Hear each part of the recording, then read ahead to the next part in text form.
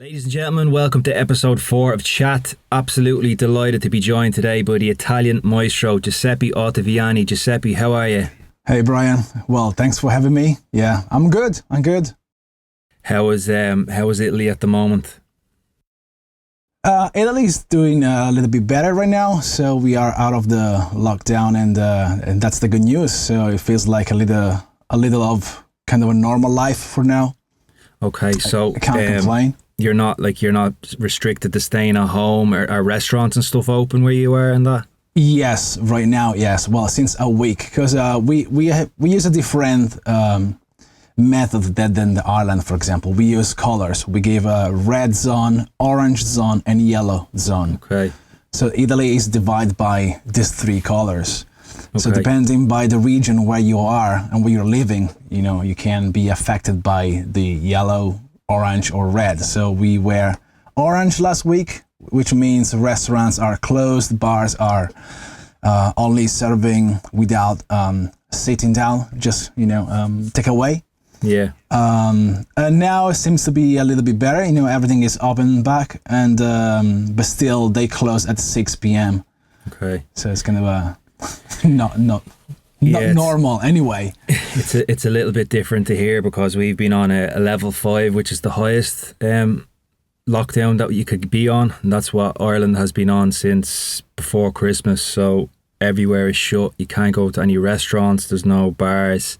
All non-essential retail is closed as well, and we're not allowed to go more than 5 kilometers from our house unless it's for essential travel. So in the past week and stuff, it's really sort of getting to me a little bit. I'm just sort of fed up at this stage, and the weather's really bad. It's snowing here today, but right. We are expecting snow this weekend, which is weird for the part of of Italy I'm from. So. Yeah, I was thinking that because you're living in Italy. Obviously, you have a far more, healthier climate to what we have. It must be a lot better for your mental health to live somewhere it's that. Definitely much better in the place where I live, because if you live in the big cities like Rome and Milan, it doesn't change much compared to the other part of the world. So I'm lucky enough because I live in this place. It's a small village on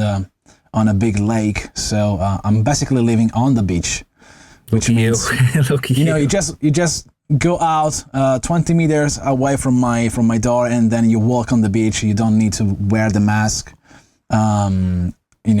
As far as you keep distance with other people. Yeah. That's a big plus for people who live in this situation. Of course, if you live in a city, in a cont, that's not fun at all. Yeah.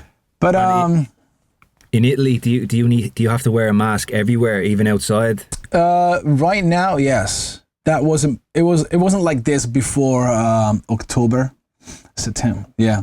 Now you have to wear the mask wherever you go, unless you are running, like jogging or stuff like that. But there is a lot of controls by the police, but in small places, small villages like mine, it's more easy because if it's only you walking down the beach, nobody's gonna say anything. Yeah. It's more relaxed, I would say. Yeah, I get you, because there's not as many people sort of crowded together. Yeah. But I want to sort of go back maybe 12 months, because I remember I was speaking to you and I had said to you that myself and Adele were due to go to Rome for a weekend away. Oh, right. And it was interesting because the month before I was due to go to China. And obviously the situation had kicked off there. And then a month, then over the coming weeks after that, it was sort of Italy that was really affected really, really badly. First of all in Europe. So Italy, where you live, was the area you lived in, was it badly affected, or was it more towards the other parts of Italy and the city? No, not at all. The region where I live, they get high numbers because of Rome and the airport. So that's part of the region where I live, but not in my place, not in my city, not in the cities and nearby. At that time, it was a little bit worse in October, November. Okay. even in a village like the one I live, which we are of 1,500 people living here.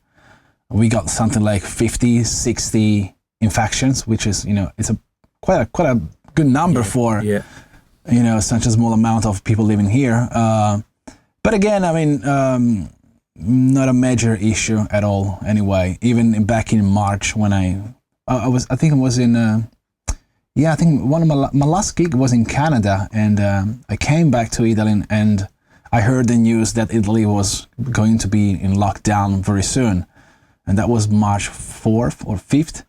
And so I thought, because I have my cousin living in Spain now, because he's going to the university over there. And I was like, look, I called him and I told him, look, probably tomorrow I'm just going to take a plane and join you in Spain so I can continue touring, flying out from Spain, because Spain was good at that time. But luckily, I just took more days to think about that, and then Spain was closed, Italy was closed, and then I was like, okay, I'm gonna move to Dublin. Yeah, because you lived in Dublin before for a short while, didn't you? A few years ago. Yeah, a few years ago, I had a plan to stay there with my family for 6 months. That was the plan. Yeah. Because if I move somewhere around the world, it could be anywhere, but it has to be nearby a big hub airport. Yeah. And Dublin was a great option. I have another cousin living there.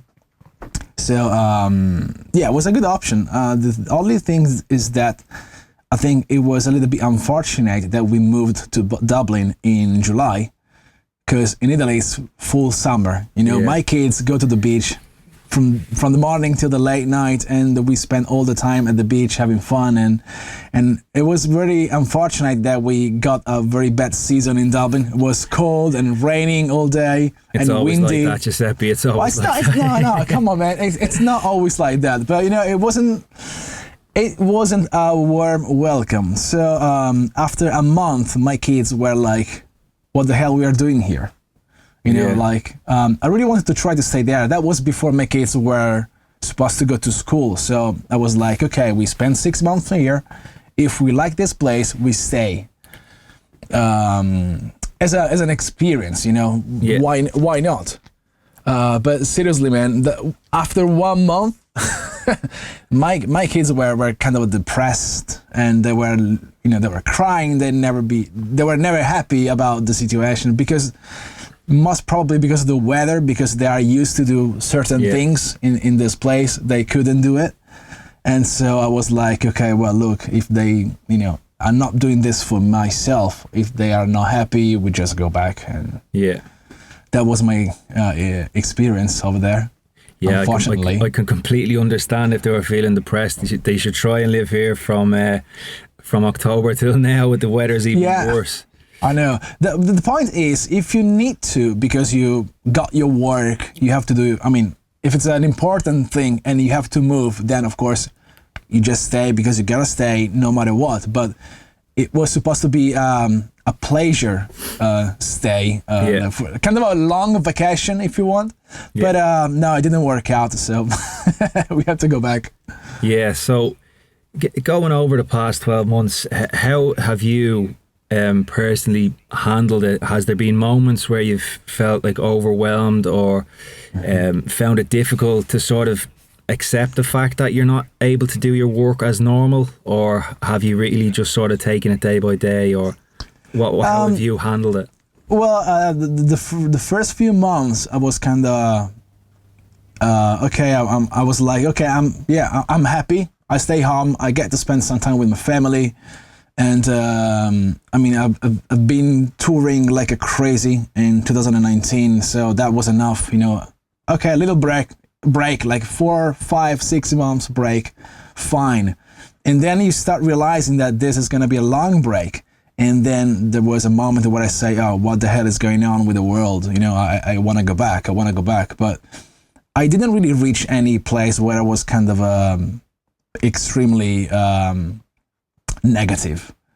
Not really, and that's probably because I get a big help from the family, basically. Yeah. So it's all these factors together. You live you have a good relation with your family, you have kids, everything is working well, you live in a place where the lockdown exists, but it's not that bad. You can go out anywhere, you stay you live in a nice place. The weather, which is something that really affects my mood, likely, it's not always, but there is a good percentage of good weather compared to the bad weather like we have today. But taking all these factors together, it wasn't really bad for me, to be honest. And when it started to be kind of I was feeling like, okay, I have enough now. And then I just say to myself, okay, let's focus on making projects. And so I started working on new music, of course, and then we started to work on a masterclass, which took me 6 months. So I kept myself busy doing projects and looking forward to the next goal, the next thing you can reach. And that's the same thing I kept doing from July, August till now, and now same thing. I just keep targeting something, and then I say, okay, let's start working, and don't even think of when we are gonna go back. I mean, I don't make my plans accordingly with when we can go back, because nobody knows. Yeah. I just making my plans accordingly with what I can do from home, basically. And that's all the projects that I have lined up for 2021 are all based from what I can do from the studio. Yeah. And then when eventually we go back, it's just a plus. Yeah, absolutely. But the thing that I've noticed most about yourself over the past 12 months is your work ethic and your mindset. I don't think I've ever seen anybody that works as hard as you do. And your output. It looks that I work hard, but I don't, because since ever this has always been my passion. So yeah, I will do this anyway, even if I wasn't getting any money, because I love what I do, and it's not work for me. Yeah, it's never been work. Yes, I spend a lot of time in my studio. That's correct. But maybe because it's just me. I mean, I haven't changed the amount of time I spent in the studio during the pandemic compared to before. I'll explain that a little bit better. What I mean by that is I've had moments over the past 12 months where I feel like I don't have any inspiration, and the fact that I'm not touring, I'm not playing gigs, I'm not getting that sort of going away playing, getting that inspiration to come back and make new music, and the fact that I don't know when I'm going to be playing a live show again. I've really started to miss that in the past few weeks. That feeling of being on stage, and I'm just missing that. So that has affected my. I find it hard to make music if I'm not inspired, and with everything that's going on in the world, it's difficult for me to go into the studio and make new music. But what I mean by it seems to me how hard you've worked.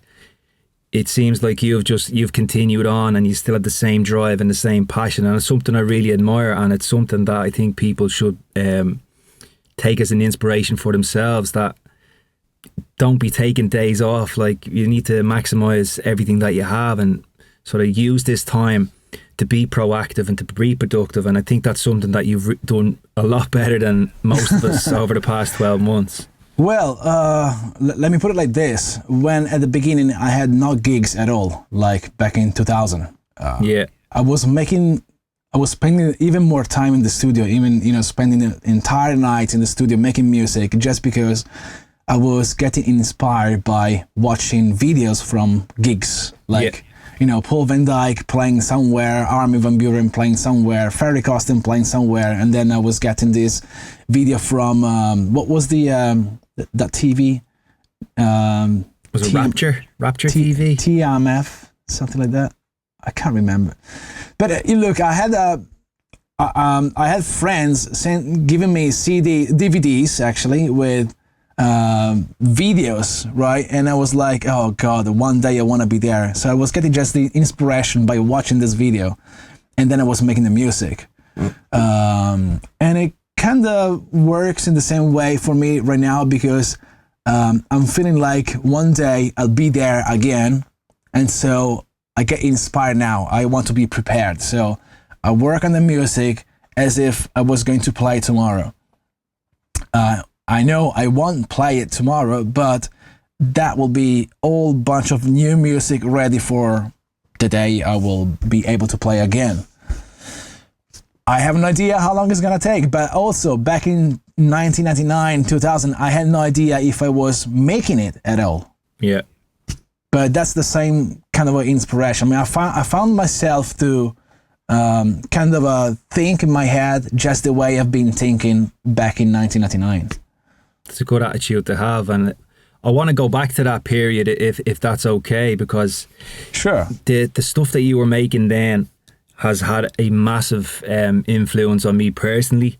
That whole new energy sound, the arpeggiated melodies, that driving up-tempo trance, that was really a mainstay of like Paul van Dyk, his sets from around that time. I just have so many amazing memories of like clubbing and really becoming addicted to the music back then. Right. So that's really interesting for me to hear you speaking about that time. So when you were starting out making music, what was the job that you were actually doing? Because you obviously weren't full time at music at that stage, but so you were just literally making those tracks in your spare time. Is that correct? Yeah. Well, as soon as I finished my school, in Italy we had to go in the army. Yeah. So that's something mandatory. You had to do it. I was just lucky enough because I was making music already, not professionally, but I just decided to do a competition to enter the army. But it's where you get paid for your job. I don't know the words in English, but anyway, I spent almost 3 years in the army. And with all those money, I built my studio. And so I was making, because I didn't live in the, I didn't live inside the army base. I was living outside in a normal house with other colleagues. And so I had the chance to get my room and build up my studio. I think Dreamland, the first draft of Dreamland was born in my very early studio at that time. So I was doing my day job in the army, and then in the afternoon and the night I was just making music, and that's how I started to build my studio. Because back then, it wasn't really cheap to make music. Yeah. I mean, there was you were not using just a lot of hardware. Is that correct? Well, there was not just a laptop and software that you could use. I mean, there was something, but not as good as what we have now. Yeah. So you had to buy, what you see in the back, that's still my gear from back then. So keyboards, mixer, computer, and it was kind of expensive. So if you don't really have an income, it's not easy to build a decent studio to deliver a decent track. So thanks to that, I had my monthly salary, which I spent completely on gear. So how long was it that you were serving? You had to serve in the army. Was your military service? Yeah, it was like 2 years and a half, something. Really? But yeah. How long? Well, no. Well, you had to do it for. In my case, it was 15 months. Okay. But I liked it because I was getting money and I was building the studio. So I stayed longer than that. And do you think your experience of being in the army, do you think that's sort of given you a discipline and a drive to sort of have the correct attitude to doing everything that you do? Well, we had to go through a kind of six plus another 2, well, say 8 months of, in total, I mean, of, how do you say, training, stuff like that I think that's something that will be very beneficial to people of this era, because it doesn't work like that anymore. You don't have to go to the army, but it really helps you to get out from your comfort zone. Totally, and get yourself, and basically see how a different world would look without your mom or your dad behind you. So that's something where I really, well, I mean, at least in Italy, I know other parts of the world are there because of the culture. They have a different mentality, but people here tend to stay home with the parents till, I don't know, a very later stage, like 35, 40 years old. Seriously, I have friends, and at 18 years old, you have to go away far from home and get some sort of discipline. It's beneficial, I think.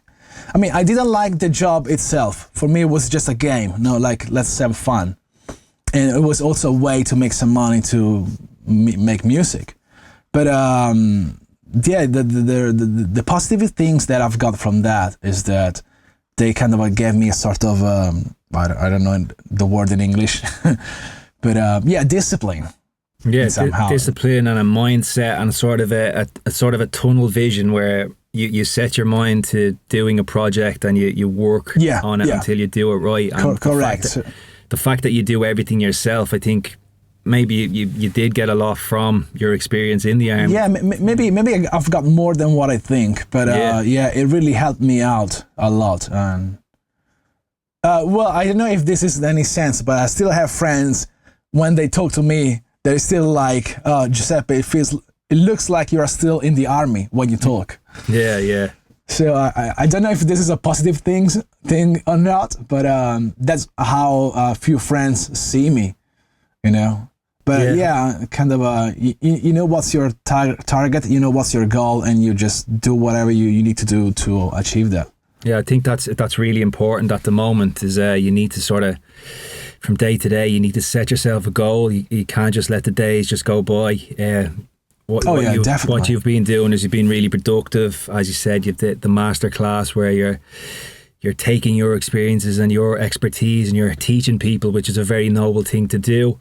So just coming back to the army and stuff, what did it come to a stage where the music was starting to take off for you? Did you leave by choice, or was it you had enough with the army and you wanted to go into music, or what way would it go?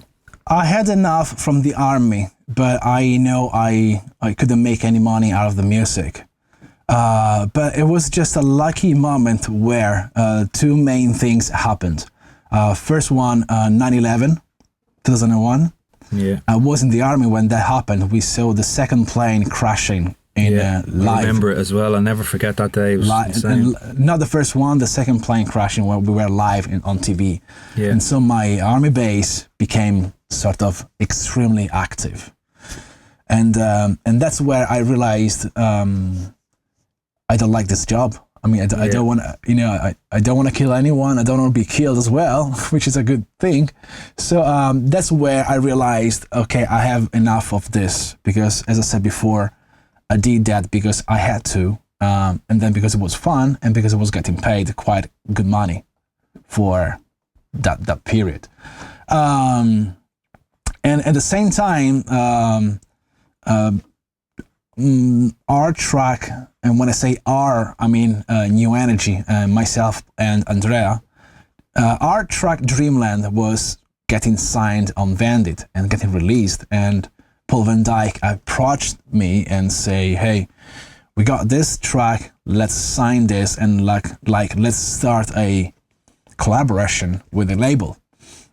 And that's also the next year was the year where I participated in my first Love Parade, 2002. So everything was kind of pushing me in the same direction. Like, that's the right moment to leave the army and focus on music. And that's what I done. I was like, okay, guys, thank you very much. See ya. It was like the universe was working in your favor and bringing you towards this moment. Well, it was just the right moment, the right time to make a decision, and so I did. Even though I was making enough money, at all for the first year or year and a half after I left. Yeah, it was just like everything was coming together, and Paul van Dyk was taking you on board, because obviously I'd say Paul was a massive inspiration to yourself.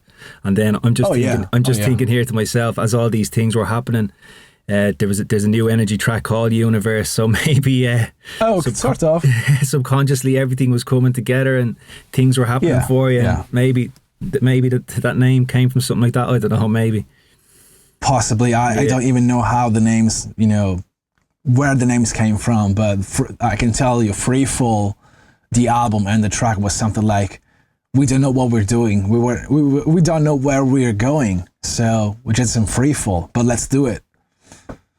That was the meaning on the album title. Yeah, I never actually knew that actually, but yeah, I listened back to that album a couple of times in the past year or so, and whenever I feel sort of I'm looking for a little bit of inspiration, I'll go back and listen to the Orgasmatron.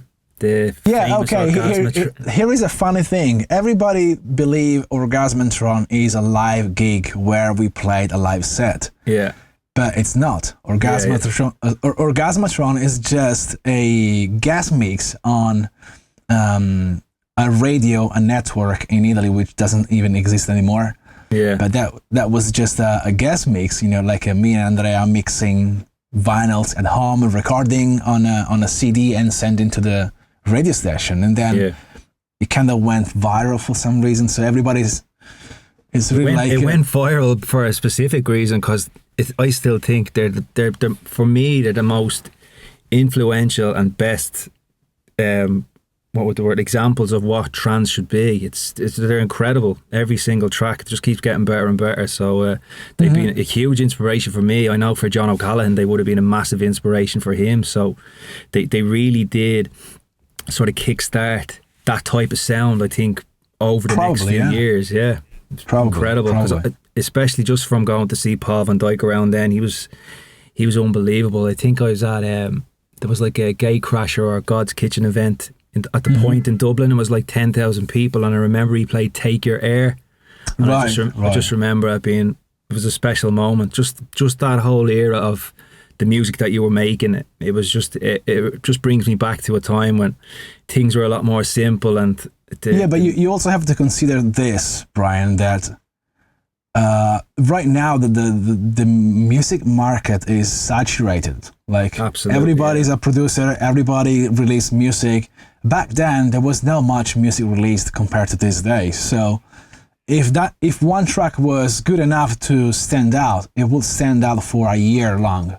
And then, of course, you could recognize a certain sound. Now, if, let's say, Take Your Air, right? If you take that track and then you have another 150 releases, which sounds pretty much the same, then, where is the special thing about Take Your Air?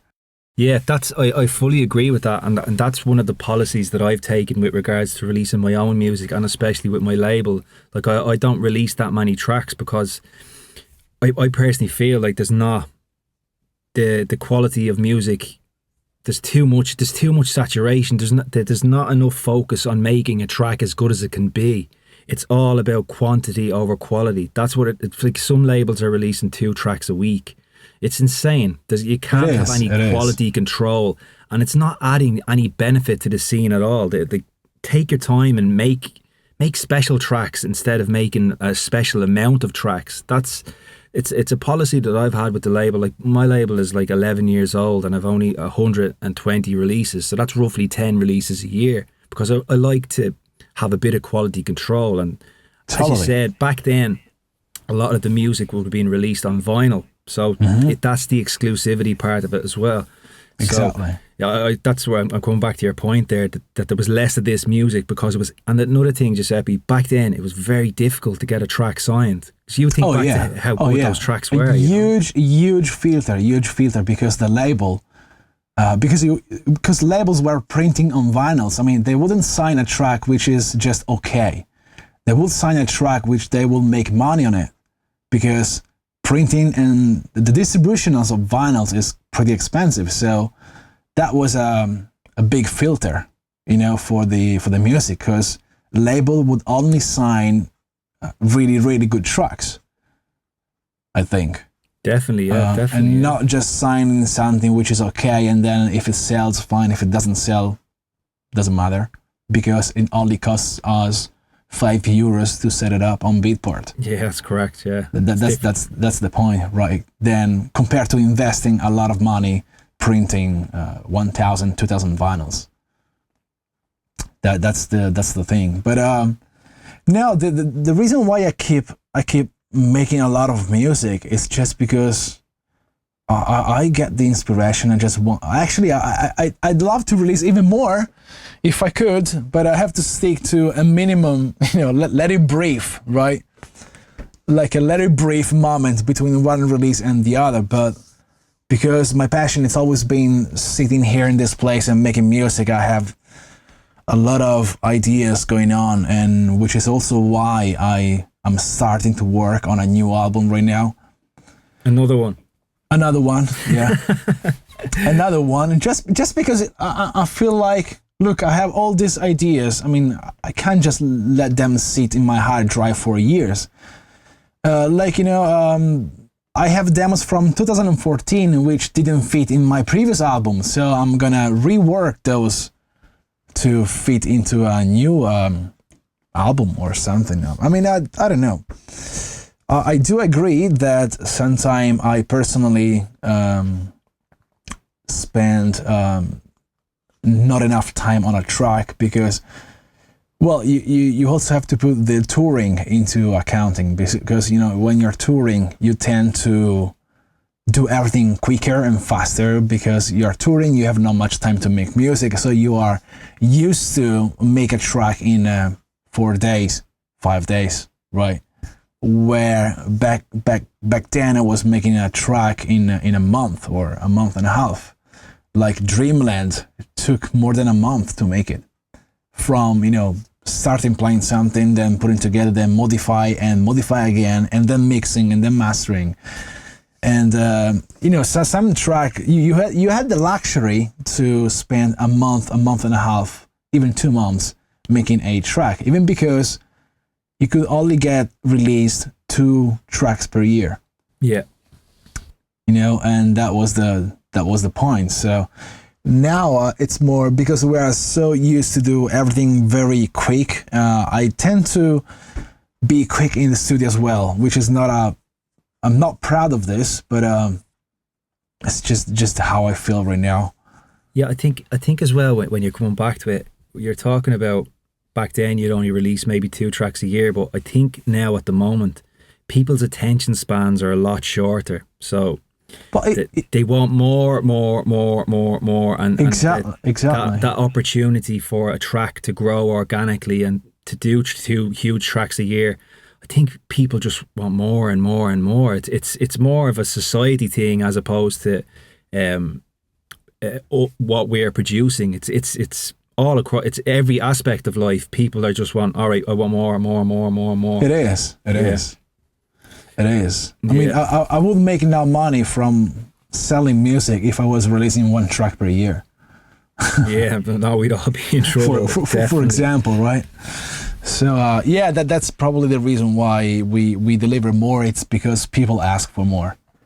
Yeah, and for someone like yourself with such a creative mind and so many ideas and things going on all the time, do you find it difficult to like switch off and to not always be having? Do you find it difficult to deal with such a productive, imaginative, creative mind at times? Yeah, I don't know how to switch off, actually. Yeah. I don't really know. I'll come back to, I remember you said something to me, I think it was at Subculture LA 2019. It was when you were sort of setting up your gear. You said something like that you might look calm on the outside, but inside it's a little bit different. It's like you want things to be in a certain way, and if they're not that way, it can set you off a little bit. Yeah. Yeah, it turns out I'm not a great team player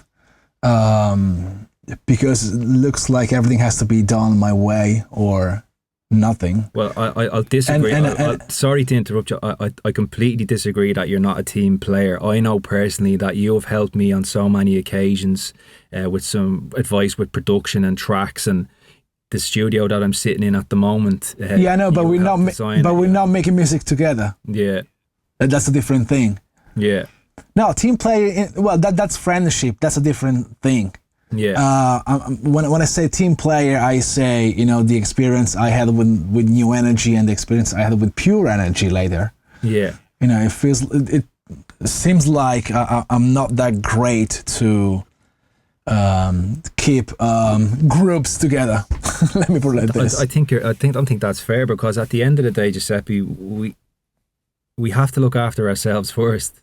Right. It's our own careers above all else, and like, you have your own family, you have your own stuff to look after. Like, you need to concentrate on what you're doing above anyone else. And I don't think there's no feeling guilty or anything like that. I think everyone in life, you need to look after. You can't look after other people if you don't look after yourself first. So no, totally.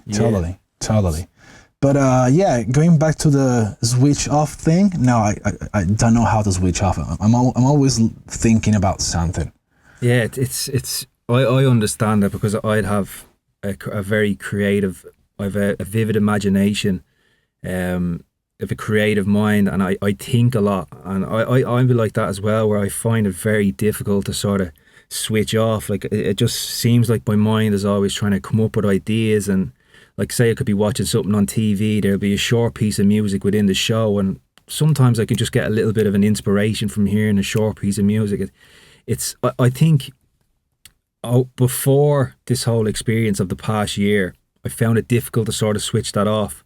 But I think taking that step back and sort of not being fully immersed in traveling and DJing, I found it a little bit easier to just step away from music for a little bit and to just be normal. So that's one benefit I found from the last year. But as I said a short while ago on the podcast, in the past week, I've really started to miss the experience of DJing, and I'm worried, man, about my future and my career, because I don't really know who I am if I'm not a DJ. Like, I don't know what would I go and work at. Like, I really don't. This is all that I know how to do. So it's been really, it's tough to continually read about all this, like. As I spoke about people before on this podcast, like, our job, it's based around social distancing, large gatherings, traveling across the world. We're in a very, very difficult position, and it's very hard to take. And I'm missing it. I'm missing that whole experience, and I'm finding it tough. And I'm worried for my future and my career. Right. There's some moments where I feel okay, and then there's other moments where it just feels like, what am I going to do? But at the same time, I can't really let myself go down and let my imagination run away with itself and come up with all these terrible scenarios, because as cliche as it sounds, we need to take it just one step at a time and just have small goals and just keep hitting them every day, and just keep doing the streams for everybody out there to keep them entertained, and just keep doing what we can do. That's all we can really do at the moment. We can't look too far ahead. Yeah, no, totally. I mean, I agree.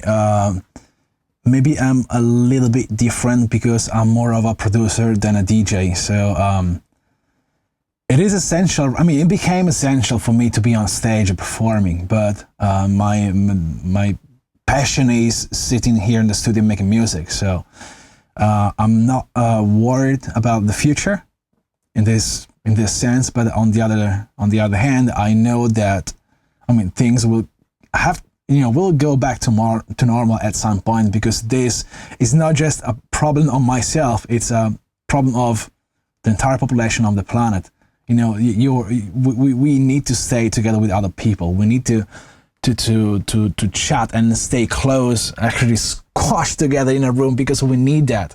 We need to touch people. We need to gather together. That could be anything, it doesn't have to be a festival, EDM festival, but anything. Just, for example, a carnival in Rio.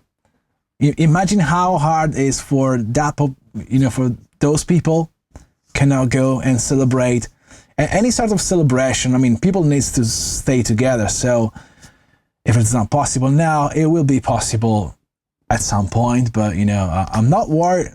I'm not worried about when. The only thing that I worried is how people can, keep staying healthy mentally till it comes back. Because, it could be another year, could be another 2 years, who knows. But personally, I don't think much about that. I don't watch many news. Of course, I just have my wife telling me, hey, if the world is burning, you just let me know. But I don't follow everyday news because I don't want to get into the system where I take all this news from everywhere and then I start thinking in my head on what has to be done, what has to be the way to go, because that's not my job. It's not. I mean, I can't decide anyway. But I'm just trying. Maybe, as I said before, just trying to keep making music. Getting ready for when all this shit will be over, probably. No, I'm the same. Excuse me.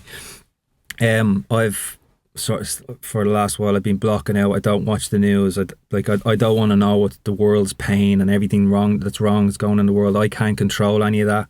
All I can control is what's in front of my own two eyes. And as terrible as the news are making it out, there's also fantastic things going on in the world at the same time. Oh yeah, absolutely, absolutely. Kids being born, there's loads of different things going on. It has to do a lot with the kind of communication the media do, because they decide what they can control. Yeah, they can control your mood. They have to make a public opinion of something. So you kind of being driven by them anyway. So they feed the news that you need to hear. I mean, that they want you to hear. So, but it's fine.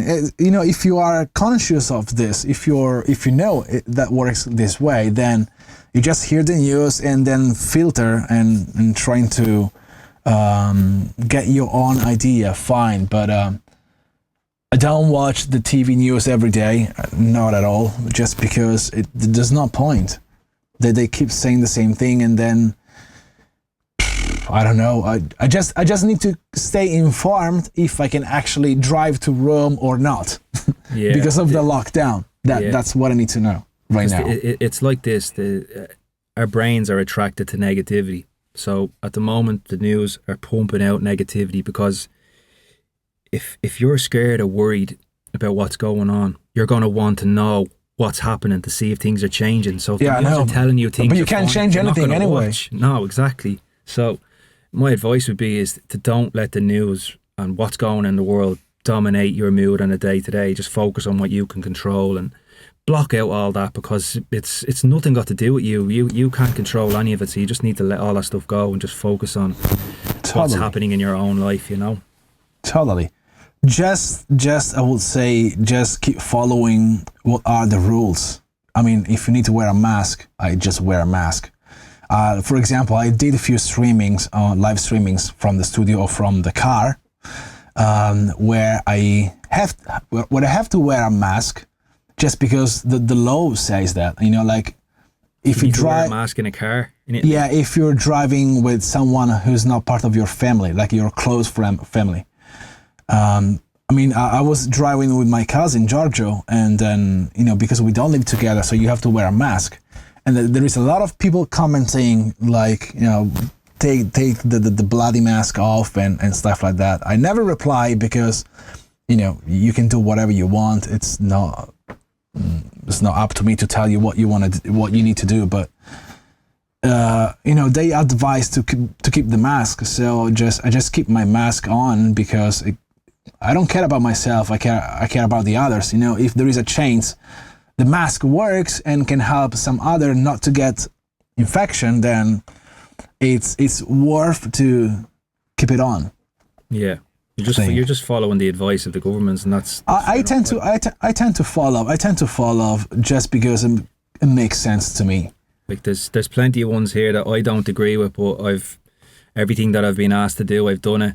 We don't need to wear masks outside. I see people wearing masks outside, and I'm thinking to myself, this doesn't make sense to me, because when you're outside, you need air, you need oxygen to breathe. Well, that doesn't make sense. It's not healthy. It's not, like, wearing a mask isn't healthy. Like, I no, understand absolutely. they're trying to protect people, but it's not healthy.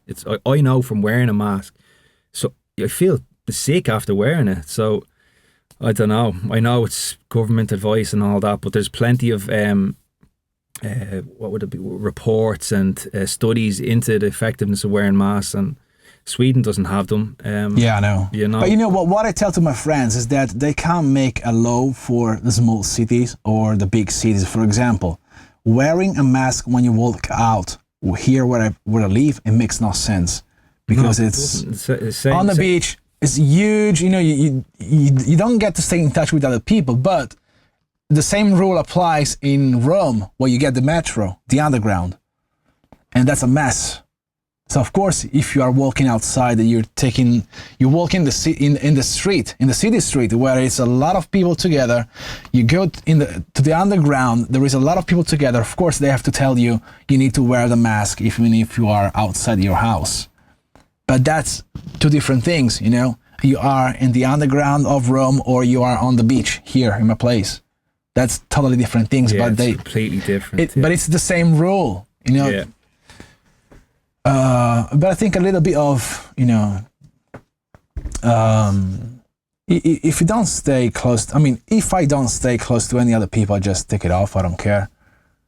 Exactly. You have to look after yourself, Giuseppe, before anyone else. No, This is what I'm saying. But you need to breathe. You need to get this fresh air into your lungs. Wearing a mask, going for a walk in the open air, it defeats the purpose. I understand. People are scared. And that's something I do almost every morning. I mean, you know, like today, it was raining. Fine, I got my umbrella. I went down the beach, taking a walk, because that's how you can start a better day. Yeah.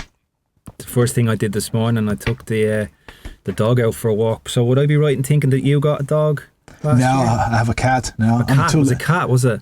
Yeah, I'm too lazy for a dog. No. Sorry, it must have been someone. I must have mixed it up. But maybe it was the cat, because I have a cat as well. How have you found your cat owning experience? Well, because I don't really have much time to look over a dog. I mean, if you have a dog, it's basically another kid. Man, basically. I got a golden retriever in November, and yeah, well, you know, for the first couple of weeks, I was thinking to myself, what have I done here? I know. I was asking Adele, do we have a receipt to bring him back? Because it was just. It was full on. I know. I was waking up at 7 o'clock in the morning, and I was literally looking after him till 11 o'clock at night. If I got 5 minutes to go on my phone to speak to someone on WhatsApp, that was like a miracle for me. But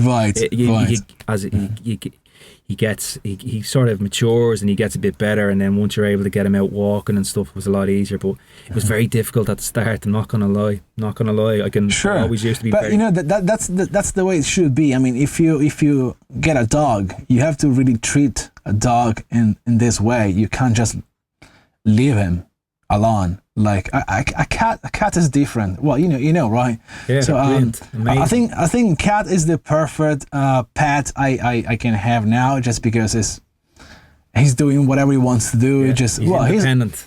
He's totally independent. He's likely I have a big garden outside my house, so he just go in and out. But he sleeps with me at night. But it's totally independent. So it's a nice company. You know, it comes here in the studio, and when you're downstairs watching TV, the kids are happy because they love the cat. It's great. It's great, but I don't think I have. It's not the right moment for me to have a dog. No, I mean I tell. What I say to everybody is like, look, I have 2 kids and 1 cat. That's enough. Yeah. I absolutely love the 2 of them. Obviously, I have the cat a little bit longer, so he'll always be number 1. But the dog, I wouldn't have him as number 2. I'd have him as 1.5. But right. I really have a great connection with him, and I've always wanted my own dog. So it's been a learning experience. Like, I still have the moments where I'm losing my head and getting angry Sure. with him, but in a way he's teaching me how to be patient. He's not the one with the issue. I'm the one who needs to work on this stuff. So in the end, it'll all benefit me in the end. Totally. Yeah, totally. And he's huge, right? Yeah, he's getting It's bigger. it's a a retriever. huge He's nearly 5 months old, but he's like a little elephant running around the house. He's huge, but he's cool. I really love him. But, Right. I've just a couple more things before we finish up. I want to go back to, obviously you don't consider yourself a DJ. You're a live performer. No, I'm okay to be considered a DJ. I mean, We call you a yeah, sure. DJ, live performer. The whole thing. You're absolutely whatever. everything. Just play on stage. It's fine. Yeah, I want to talk to you about the live performance experience as opposed to DJing, because I've never performed live the way you do, and to be honest, DJing is a lot of standing around where you're actually pretending to be doing something. That's the truth. Like all this jumping around. I know. You're literally waiting 3 or 4 minutes to press play on the next track, and that's all you're doing. That's it. It's a fact. So I want to ask you to be fully immersed in that moment and to be in control of everything that you're doing and creating stuff live. How do you find that experience? It must be really interesting and exhilarating at the same time. Well, I think the main issue here is that I am extremely shy, and I don't like to be on stage with a lot of people looking at me. That's the main thing. So at the beginning, bringing my I was bringing big keyboards, so having these keyboards in front of me, it was kind of separating me from the crowd. So I was feeling comfortable because that was my place. While standing, with a lower desk, with a mixer and 2 CDJs or vinyls back then. Well, with vinyls it would be different because you spend time beat matching. That's a different thing. But just playing CD players with a mixer where you, as I said before, you just press play and wait to mix the next track. The 3-4 minutes in between is basically you in front of the crowd who looks... They look at you and you need to do something because you don't want to be like a standing dick, that's kind of embarrassing for me. So same. I feel exactly the same. That's what I've spoken about that's before. why I don't like. And the other thing is that I whenever it happens I tend to put my head down, but that's even worse because people come to see you. It's not nice if you just keep your head down and pretending doing something, but that's not nice. So this is probably the reason why I always try to bring my live shows around, because I have my gear, it's in my little studio, so I feel like I'm in my bedroom. And then I feel definitely more comfortable, and if you feel comfortable then you can deliver a good show. If you feel like I don't want to be here, that's not good for the music. I've had that a few times, not gonna lie. I know. We all had. Yeah. We all had. And the other few times where I DJ, I don't DJ with CD players. I just DJ with my laptop because I bring my controllers, and so I have loops and stuff going on all the time, and it kind of keeps me more not busy as the live act, but definitely more busy than just DJing. And that's that's the main reason why I decide to bring my live shows on stage compared to DJ sets. And another great reason, and that's probably another good reason, is that at the very beginning when I started to work with Paul van Dyk, he was like, well, first, before this, myself and Andrea, my ex-partner from New Energy, we did some live show in a small club here just for fun. And so we had a couple of these pictures on the website. And Paul was like, okay, so these guys can play live. And when we said, okay, we want to be DJs, it was like, look, there is no room for another DJ here. The market was already saturated with DJs. So if you want to make a music career, you start playing live. And I was like, okay, I take it. and since then I never even thought about playing as a DJ. Live performance was the way for me because the big bosses say that. Yeah. And of course, as it was my biggest inspiration anyway, I was like, okay, if Paul suggests this, I walk this way. And so let's, if you put these two things together, that was more at the beginning. But if you also put the fact that I don't feel comfortable on stage, now you know why I have all my gear in front of me. Kind of a separate. Yeah, it's a positive distraction so that can immerse yourself in that. But it is. You're coming back that, like, say if you were DJing, you would have your head down. But the fact that you're playing live and you're so into it, that's creating an excellent combination between you and the crowd. Yes. Because they see how much you're loving it, So it's working to your advantage. It's fantastic for you. And it's fantastic for them. So it's great. It's great in a club where people can see what you're doing, but on a big stages, big festival that people can't see what you're doing, you really feel like you need to, put the head up and look at them because you feel like you need to wave your hand or do something because they can't see what you're doing there, of course, which is another reason why I put my cameras on. So I always have my GoPros because I film my live shows and then I can put them on YouTube and people can actually see what I was doing at a certain gig. But at the moment, at the gig, people don't even understand. I mean, I could just play, a playlist on my phone and let it play. You can do whatever you want. You can just play a pre-mixed set, and I know it's not something how do you say well, it's something that happens and we know it, but you can do whatever you want. They just want to see you, so when I play live and I play big stages, I really try to force myself trying to kind of communicate with my body, with the people.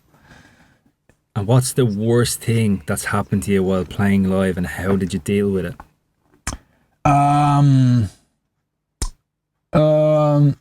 Technically, that was the Love from Above 2004, I think, in Berlin with Paul. The show before the Love Parade. So there was Paul, and then me, and then Tiesto, and no pressure. No pressure.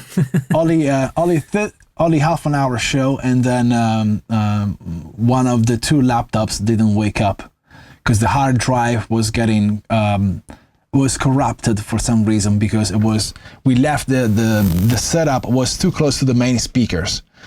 So I don't know if that's the vibration or something. One of the hard drives didn't wake up, and it was just 5 minutes to go. So I had another hard drive in my bag, and in front of all the people waiting while Tiesto was playing the last tune, just flipped the laptop. That was a Asus laptop, something. It wasn't a Mac.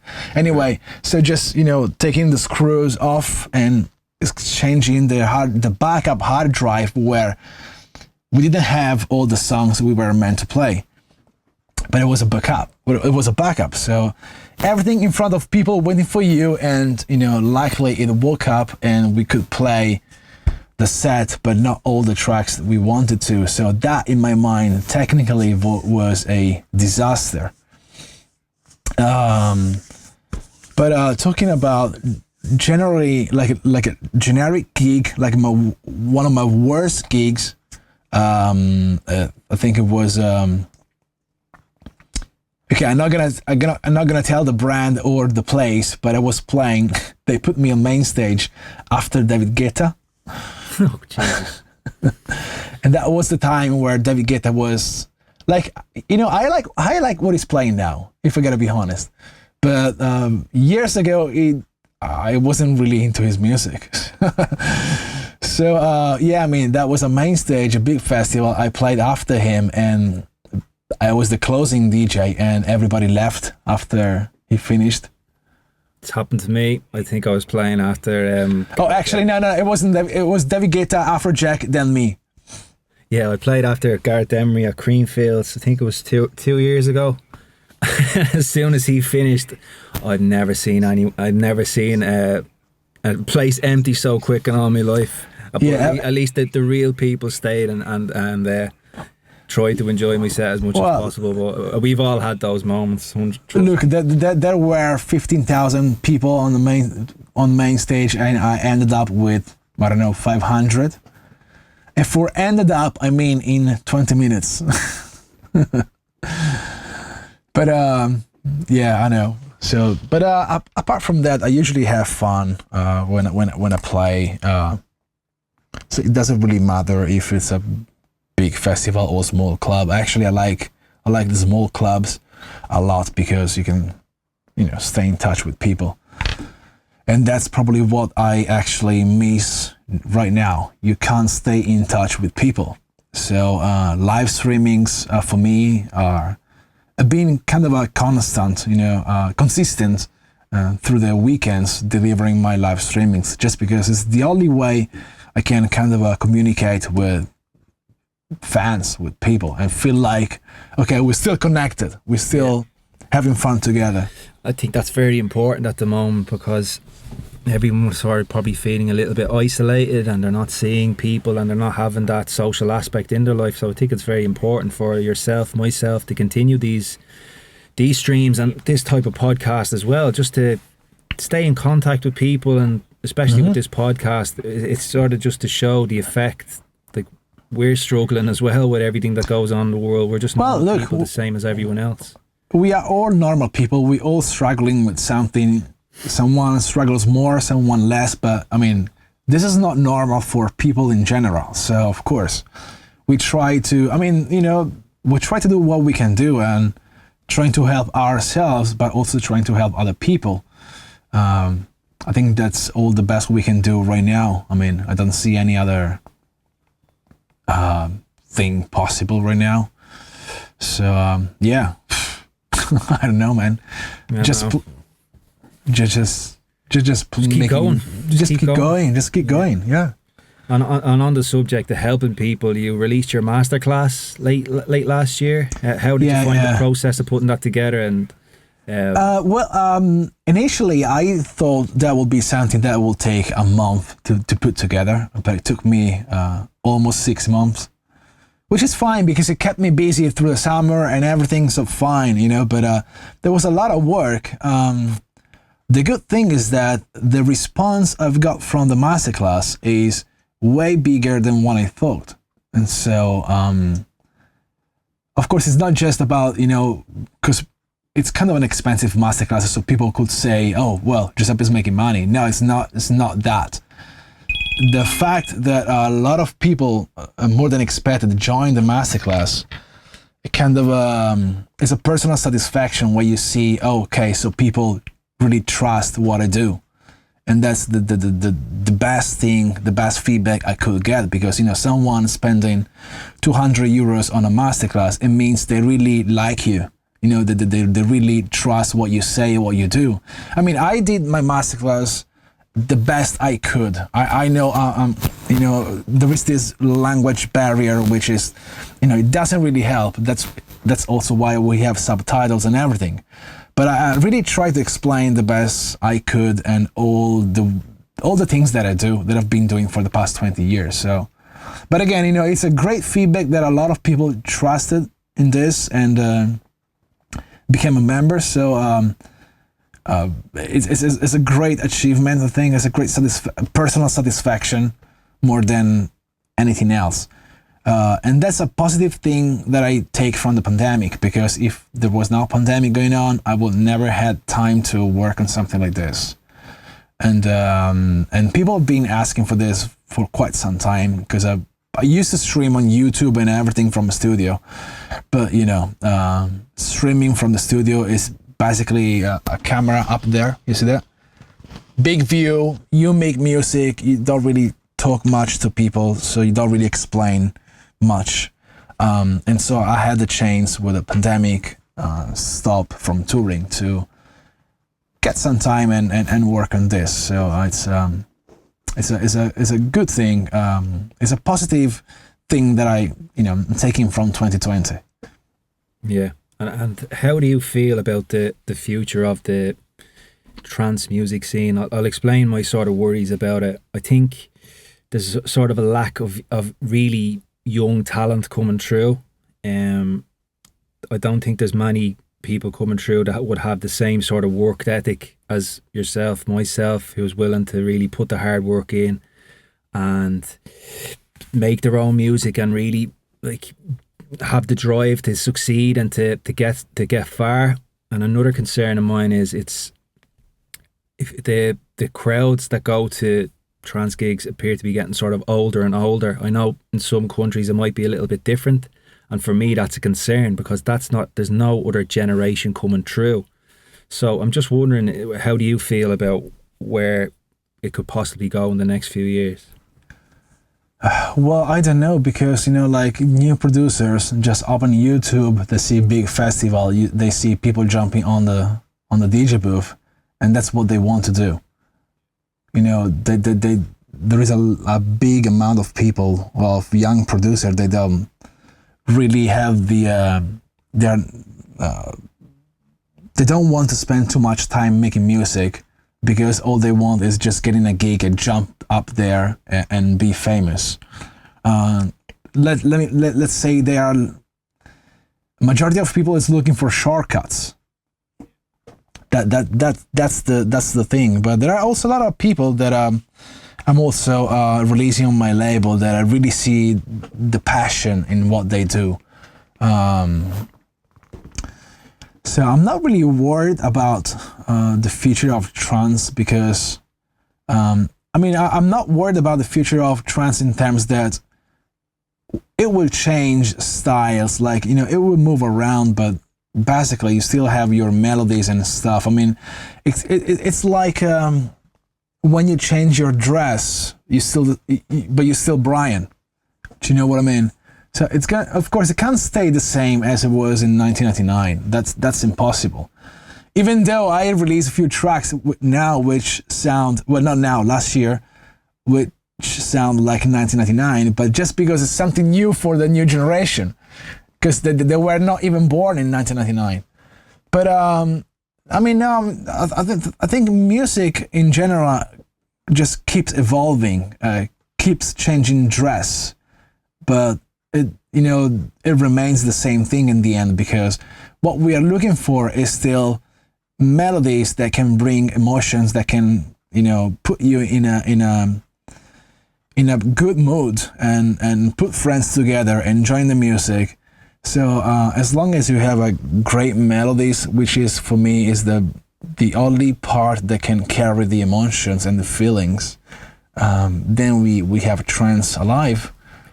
Yeah, and I don't want to be overly negative. I think one thing that will happen when the gigs do start coming back around, I think it's revitalized a lot of people, where people who maybe haven't gone to shows for a number of years, they're going to say, right, I haven't been able to enjoy myself for a year. I'm going to start going to shows again. So I think say people who used to go to shows years ago, they're going to start going to shows. So there's going to be the people who are dedicated, there's going to be the people who have went before and are going to come back in. So I think I want to end the show on a positive note. I think when things do start back up, I think it's going to be, the scene will thrive. I think it'll be the atmospheres, everything, everyone will be really raring to go. So that is something that I'm excited for as well. Oh yeah, totally. But you can tell already, as soon as we have some sort of freedom, we tend to make parties anyway. Like even last Sunday, which was the first weekend in yellow zone, so with the less restrictions. It was like one of the busiest days in this place ever, because people just need to go out. Just people need to stay together, and the same thing applies to festival. Whenever it's safe to do so, they will come back together, and the mood of people, it will be much better than what we've used to see so far, because everybody wants to go back and just have fun and relax and trying to think, okay, forget the pandemic. Now we are, back to life, normal life. So I'm positive in that way. The other way I'm not extremely positive is that traveling is gonna be kind of a mess with restrictions like a quarantine, or I don't know, like a sort of a vaccine passport, something like that. I don't really know how this is gonna work, but I don't think for the first period, I don't think it's gonna be an easy travel at all. Yeah. So it's not exactly. So that's the only thing. So I'm not expecting to go back on tour as normal, like every weekend somewhere.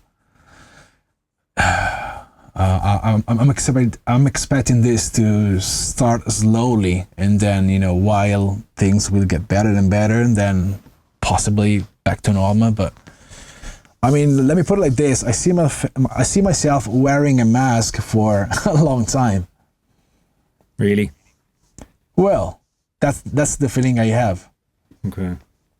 Let's hope that's not the case. Hopefully things do get better soon. Mm-hmm. Yeah, but I mean, not wearing a mask because of restrictions, but because you don't want to go back to this. It's kind of an over protection, maybe.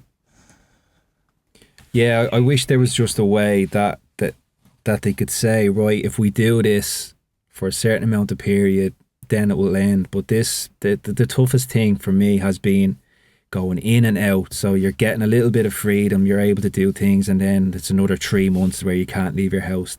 It's just in and out. There has to be, like, if I know it's difficult to predict all this stuff, but if there was an end point where it's sort of saying, right, if we do this for this long, it'll be gone, and then we can get back to normal. But it's just, that's not how the world works, unfortunately. No, it's not. So as my T-shirt says, stay positive, play trance. Absolutely. That's what we can do. That's what we can do for now. Yeah, let's stay positive. I don't want to end the show on it. No, totally.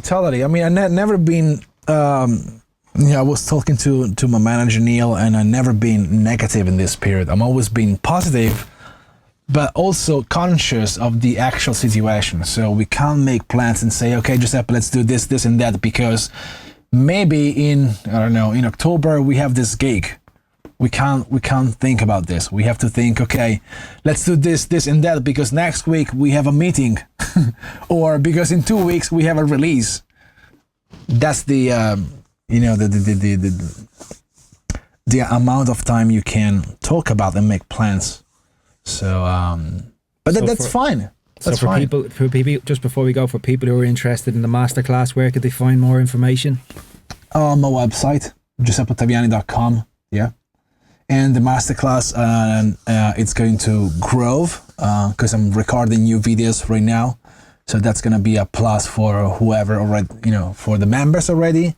And it's another also plus for people who will buy the masterclass, because they get more for the same money. But yeah, I mean, we want to keep this kind of a dynamic. So I'm going to update new videos every now and then, making exclusive stuff, kind of a more like a community than just something it's not a movie, okay? I don't want this to be just a movie that you watch one time and then it's gone. It has to be more something that you can interact with me, of course, and there is kind of a communication with myself, and then there is more stuff coming. It has to be more dynamic than just something you watch and then thanks. Well, I just want to finish off this podcast by saying that there's an old phrase that says you should never meet your heroes, you'll only end up disappointed. And I just want to say that's definitely not the case with you. So I just want to say thank you very much for coming on this episode of Chat. No worries. It's been fantastic speaking to you, and all the best for the Yeah. 2021, and hopefully I shall see you at a gig sometime in the future. I hope so, man. I hope so. Seriously, we had enough. But yeah, it is what it is. As I said before, let's just keep staying positive and play trance, because that's the best thing we can do. Absolutely. So thank you very much for having me, and I'll see you soon, hopefully. Thank you very much, Giuseppe. Take care. Ciao.